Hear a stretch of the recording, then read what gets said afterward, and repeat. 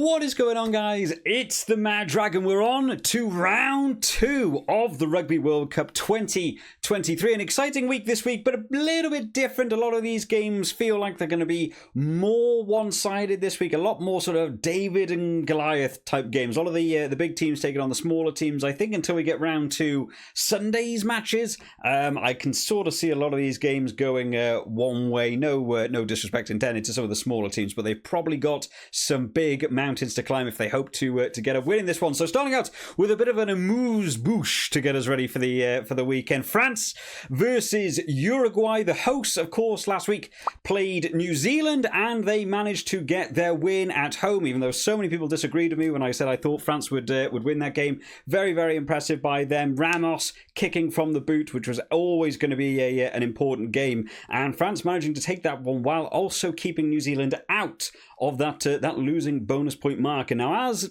Pool A stands, I still feel like it's probably quite likely that New Zealand go on to qualify from that. So maybe not having those losing bonus points isn't going to be the worst thing for them, but they'll certainly need a bigger game when it gets round to Italy. Whereas France in the driving seat for this one, they'll be feeling confident going into this week, especially off the back of that win. So taking a look at the France team, a lot of switches from last week, which I imagine we'd all be expecting, right? They put on the big boy A team to go up against New Zealand. Uruguay certainly a lot lower ranked team. I haven't seen Uruguay play since the last World Cup where they beat Fiji.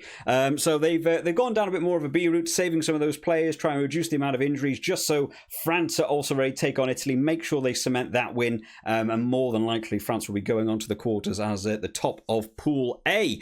Starting out in the front row then, Jean-Baptiste Gros goes in alongside of Bourgarit and Aldegheri going in that front row. So we have the big boys last week came on. Julian Marchand went off with his injury. Felt really sorry for that lad. But what a game Malvaca had. He's one of those players that I feel like a lot of people are really hyped about him. I think he's doing really well at club level and people are trying to see him come through into international. And I never think he's quite had the chance to show off how good he could be. Seeing Julian Marchand pick up that injury very early on in that New Zealand game, I was really worried about the longevity of that front row for France and how Malvaca was going to cope throughout the rest of the game. But he really stepped up in that game. He looked fit all the way through. Didn't even look like he played a good sort of 70 minutes by the end of the game. Looked like he was having great fun with it. So I was very, very impressed by him. But Malvaca going back to the bench for today, with Bourgarit getting the chance of starting out in that hooker position. In the lock department, Cameron Vogie retains in at 4 and Taufeif and Nua will be going in 5. Thibaut Flamand has been moved to the bench for this game. I think the lock department will certainly look to be causing Uruguay quite a few issues. There's some big boys in there. Taufeif and Nua a bit of a giant man. Now the Uruguay lineouts I don't know a lot about. Uruguay as a team I don't know a lot about. So this is going to be one of the weird preview videos where unfortunately I don't have a lot to sort of interject about where the big areas where France can win or where Uruguay can look to win actually will be. In the back row, Boudouin goes in alongside of Sekou Makalu and the return of Anthony Gelange coming in. Also getting his captaincy for this one, which I'd probably say is about right. I don't think anyone else really would be looking to step up. Gelange is also, captained a couple of other of games, but he has been out with his injury. He is looking forward to get back onto this pitch, taking that 8 shirt this week. Makalu coming in the open side flanker was one player that I said in the last preview video for the New Zealand game. I really thought maybe they would have looked to have him on the bench so he could have come on in that flanker winger position.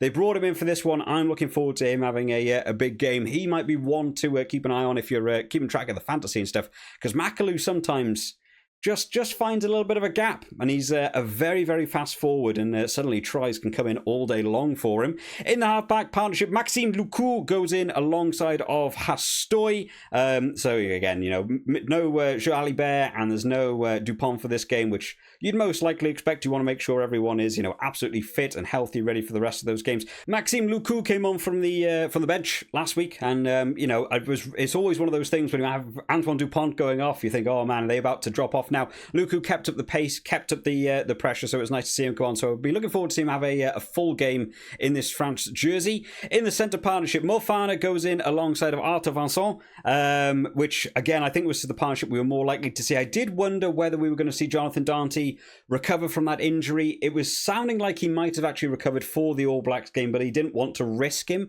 I thought maybe they would try and slot him back into this game in order to have that, just game time, make sure he's warmed up for those games. Maybe still still not recovered from his injury just quite enough yet, or maybe just, don't want to make any injuries worse. Give him another couple of weeks before you chuck him back on. So Moefana taking that inside centre, and Vincent taking the outside centre. And then finally in the back three, Gabin Villiers on the left wing, Louis Biel-Biarri and Melvin Jaminet. Hopefully I'm getting all those names correct. There's been quite a few new names for the French team. I do try my best, but let me know some better pronunciations if I do mess any of them up too terribly. Now, Biel-Biarri, I didn't realise was in the team. I actually didn't, I don't remember the initial squads that were announced for the World Cup. That was a couple of weeks back now. There's been a lot going on since then.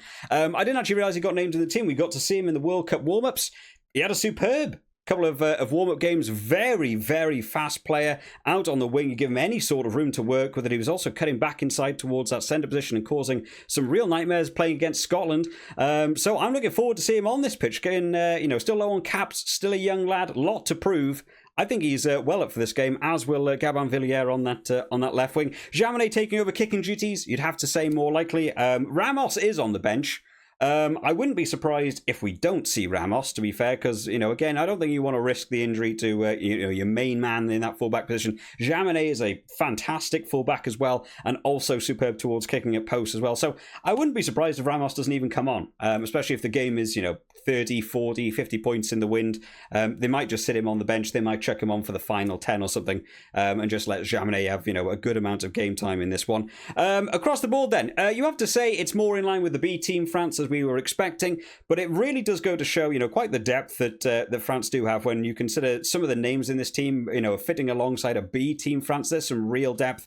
There's plenty of other nations that would love to have, sort of a second team going on against one of the tier 2 teams and still have some massive, massive names to go alongside them. In terms of the substitutes then, Malvaca, Wardy and Falatea are going to be coming on in that second half. Malvaca just...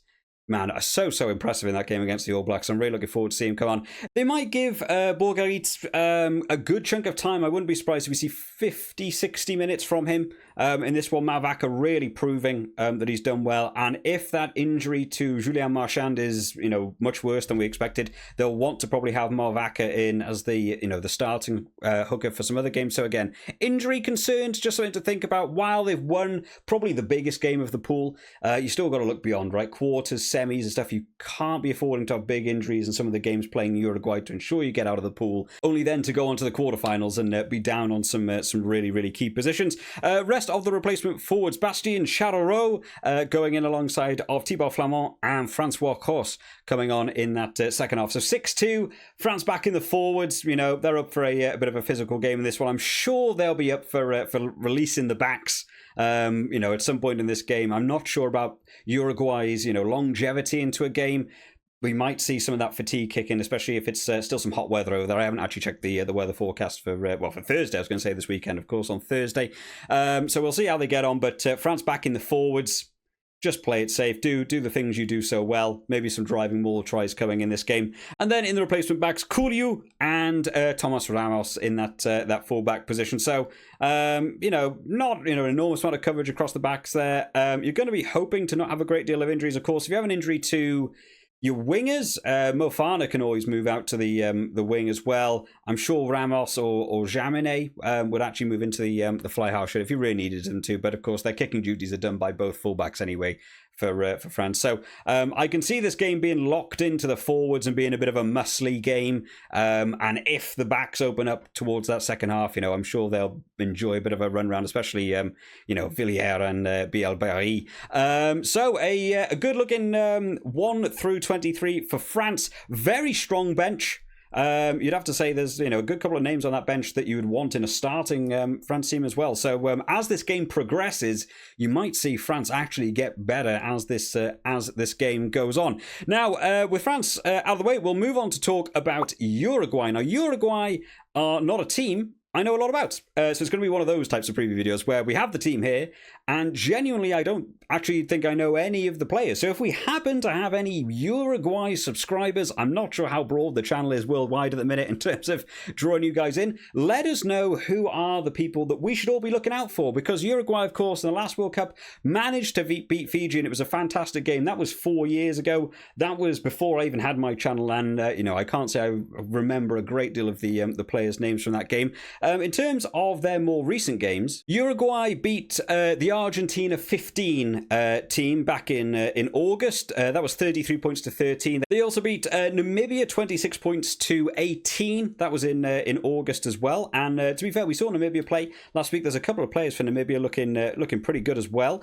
They beat Chile in July, 26 points to 25, just about squeaking that one out by 1 point. And again, Chile have got some really attacking players. The Escobar brothers were doing really well in that game against Japan. It was a bit of a shame by their final scoreline. So they kept that one close. They did lose to Georgia. And then also beat Romania in one game and lost to Romania. So they've had a decent set of wins, 4 wins out of 6 games, going backwards. So they'll certainly want to contest in this one, but just in terms of the team generally, there's not a lot I know about the Uruguay team. Of course, we haven't seen them play yet. This will be the first game we get to see Uruguay play, and so this will be one I'll be keeping a bit of a close eye on Thursday evening. In terms of a score prediction for this one, I think I'm still leaning quite heavily towards France. Now, it is more in line with the France B team. I still see them wanting to get max points from this. I would want to see them getting that bonus point try.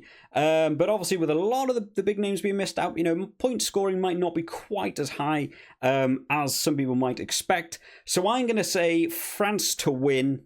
And I'm going to say by 35. That's going to be my prediction for this one, guys. Let me know what you think of the teams down in the comment section, along with your own prediction. Of course, we've got to try and do all our fantasy stuff as well before tomorrow, because this game is kicking off, and we're going to really struggle to see how many teams we can squeeze in these preview videos before then. New Zealand have already announced their team. We're just waiting for Namibia for that one. That one will maybe coming out today/tomorrow, and then I imagine we'll get a lot more of the team announcements tomorrow. So make sure you are subscribed to keep up to date with all the latest videos as they come out, because it's going to be a really, really tight turnaround time between those teams getting announced and getting your fantasy picks in. I hope you've all enjoyed this one today, guys. I'll see you all next time. Bye-bye.